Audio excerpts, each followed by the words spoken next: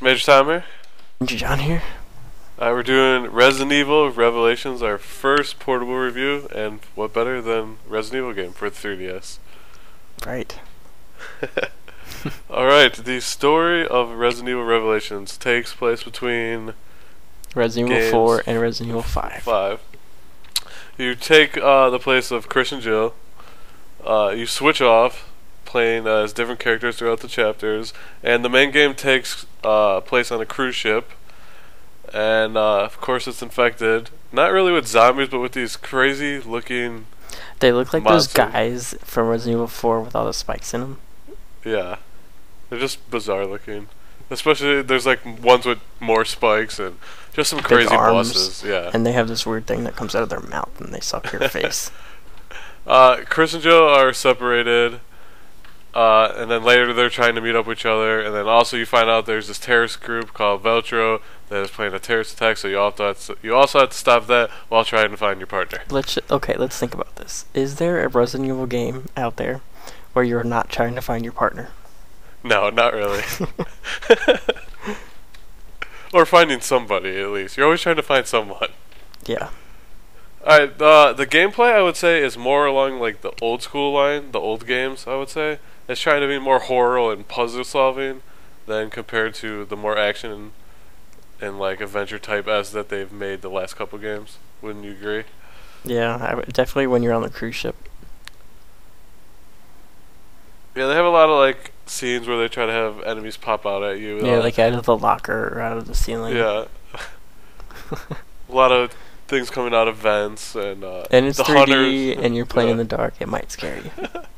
The hunters are back in this game and they're one of my favorite enemies, so I was happy about that. They're still terrifying. You could also switch between first and third person mode, which that's like one of the first times I've ever done that. I play in the third person mode. Yeah. I thought the controls so far are overall really good. We could not test the circle pad because we can't find it anywhere, to let you know how that is. Yeah, but you don't need it to play. Yeah. Everything works fine. What do you think about the 3D in the game? I think it could be a little stronger. Like, Yeah. when you're playing with 3D, if you don't really notice that it's 3D, I would say. Like, No, I mean, the main thing you notice is like the words probably when they're talking. yeah, I mean, It's like 3D the makes biggest thing everything you look notice in better, 3D. but nothing necessarily pops out. Yeah, I would agree. So, yeah, like we said, the game's in chapters. Each chapter you're switching off between different characters. You meet new characters. The game, I would say, will probably take you around 10 to 12 hours to finish. Longer And, than some console games. yeah. The game also has, like, what I would call achievements for it.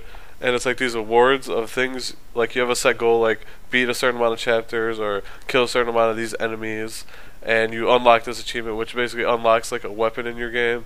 Or one of the things you unlock is raid mode, which is pretty awesome. It's a new online co-op mode. In raid mode, it basically takes parts of the campaign story and breaks it up in co-op missions that you can play online or local multiplayer.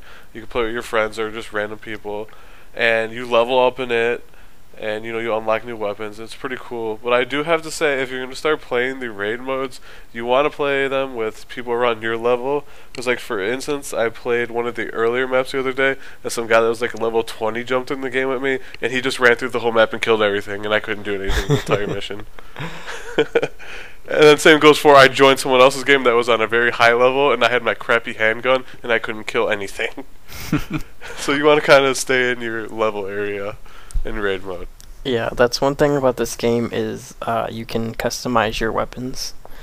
You can like upgrade the rate of fire and the firepower by finding what are they called? I don't know what they're called, but They're they just look like weapon parts ammo you boxes. find. Yeah, they're like little weapon parts you get, and you don't know what they are until you pick them up. And there's like more hidden ones. And one of the cool things I like in the game is that MAV you use, which it basically uses it to find hidden items in the room, and you scan the enemies when they're dead or they're alive, and it gives you a percentage for each enemy you scan. And when you get to 100%, it gives you a free health item, which I thought was pretty cool. Yes, because it's a survival one, so there's not health items everywhere. No, there is not actually. But while using that thing, I was managed to usually keep a couple of health items with me, because I think it's very helpful. And And it's really handy. You can just press the A button to heal. yeah, I like that. So you don't have to go to the menu to, click the herb and then use it. Just press A and bam, you're back in business. And I like on that MAV thing, if you're like curious, you could just go in a room, open it up real quick, and it's got that blinking light. And if it's not blinking, you know there's nothing in the room, so you don't gotta waste your time. Yeah, So but it's really handy. You kind of you're looking for stuff. Yeah. Well, it's like it helps me find a lot of extra ammo that you don't find like in just laying around. I actually find like some hidden bullets for you, so I always keep my ammo stock that way.